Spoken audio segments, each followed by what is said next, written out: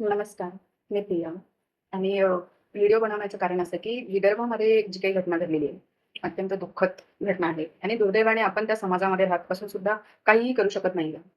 Video बनवणे किंवा video post करणे, एखादा चांगला संदेश देणे किंवा प्रशासनाला आवाहन करणे, याच्या पलीकडे आपल्याकडे काहीही मार्ग उरलेला नाही.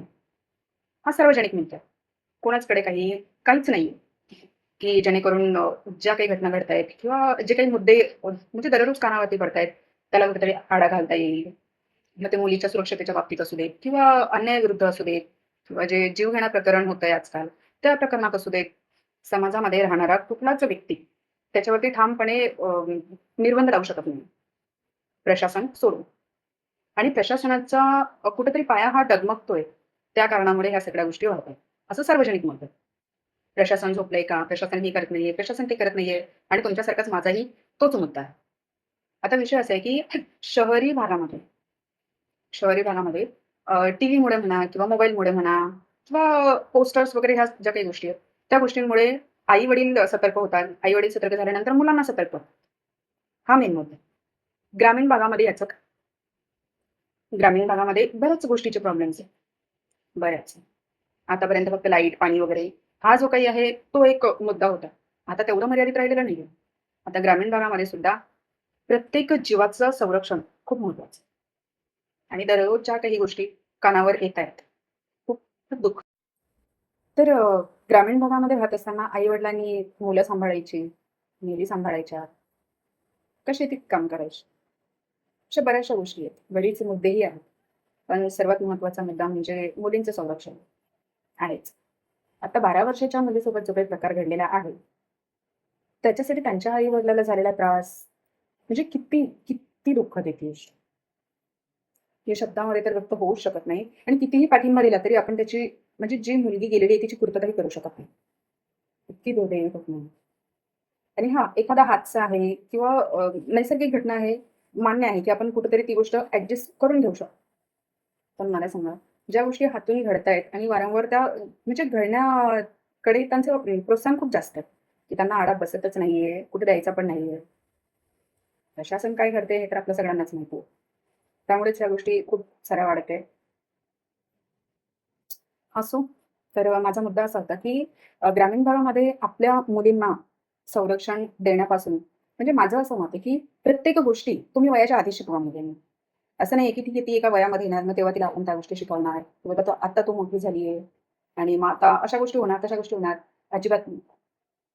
माझंच नाही, सगळ्यांनाच हे सांगणं आहे माझं, की जर आपल्या घरामध्ये मुलगी आहे, तिला खूप लहानपणापासून सवय लावा.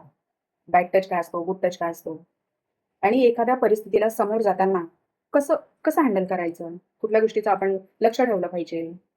कुठल्या परिस्थितीला कसं तोंड दिलं पाहिजे? ह्या गोष्टी वयाच्या आधी शिकवा मुलं आणि ग्रामीण भागामध्ये ग्रामीण भागामध्ये याचं शिक्षण नसल्या कारणामुळेच या मुली बळी पडतात. शहरामध्ये एक वेळेस ठीक आहे, त्या मुली तोंड देऊनही निघतात. कधी-कधी हुशारी कामामध्ये येते, तर कधी-कधी अतिहुशारीमुळे मुलींना ह्या प्रसंगाला तोंड द्यावंही लागतं. पण ग्रामीण भागामध्ये ज्या मुलींना काहीच समज नाहीये, काहीच समज नाही. 12 वर्षाची मुलगी म्हणजे खूप खूप लहान आहे ती मुलगी. काय बघितली आहे तुम्ही दुनिया? काहीच नाही. पण तिला त्या गोष्टीला समजून घेता आलं नाही किंवा त्याला तोंड देता आलं नाही. का? कुठेतरी आपलंही शिक्षण आई-वडिलांचं ते कमी पडलं. कुठेतरी तिला त्या छोट्या-छोट्या गोष्टी माहिती असतात किंवा काहीतरी कसं समोर जायचं, काय करायचं? अशा वेळेला कोणती परिस्थिती आली तर आपण काय केलं पाहिजे? ह्या गोष्टीचं शिक्षण आई-वडिलांनी थोडं तरी मुलांना द्यायला पाहिजे आणि द्यावं. वेळेच्या आधी द्या. हा व्हिडिओ त्याच्याचसाठी बनवते मी. आपण म्हणतो की प्रत्येक गोष्ट ही वेळेवर शिकली पाहिजे. कशाला वेळेवर शिकली पाहिजे? जीव जाण्यासाठी? अत्याचार होण्यासाठी? अजिबात नाही. माझं असं मत आहे की प्रत्येक गोष्ट तुम्ही मुलीला वेळेच्या आधी शिकवा आणि शिकवली पाहिजे. या युगामध्ये जगत असताना तरी शिकवली पाहिजे. म्हणून हा व्हिडिओ तर मी शहरी लोकांसाठी बनवणारच नाही. कारण शहरातली लोकं फार फार पुढे असतात ह्या गोष्टींच्या. त्यांची मुलेही पुढे असतात. पण ग्रामीण भागामध्ये हा मुद्दा खूप मागासलेला आहे. आणि ठीक आहे, एका ठिकाणी ग्रामीण भागामध्ये झाल्यानंतर दुसऱ्या ठिकाणी असा विचार होतो, की आपल्याकडे नाही झालं ना. मान्य आहे, आपल्याकडे नाही झालंय. पण आपल्याकडे होणार नाही याची पण काही हे नाही ना आपल्याकडे.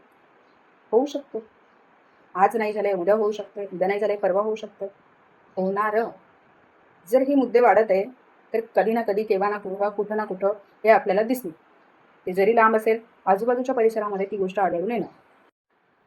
आणि ग्रामीण भागामध्ये सुद्धा आई-वडिलांनी आपल्या मुलींना हे धडे द्या. स्वतःचं संरक्षण करायला त्यांना शिकवा. जेणेकरून त्यांच्यावर जेव्हा अशी कुठली परिस्थिती येईल किंवा काही पण, तेव्हा स्वतःचं संरक्षण स्वतः ते करणार. इतकं तरी त्यांना स्टेबल बनवा. कारण अशा वेळी मुली खूप खूप घाबरतात आणि त्यांना काहीच कळत नाही, की आता आपण काय केलं पाहिजे, काय नाही. आणि एकतर त्या खूप घाबरतात, त्यांना याबद्दल काही माहिती नसतं, त्यामुळे त्या जास्त बळी जातात.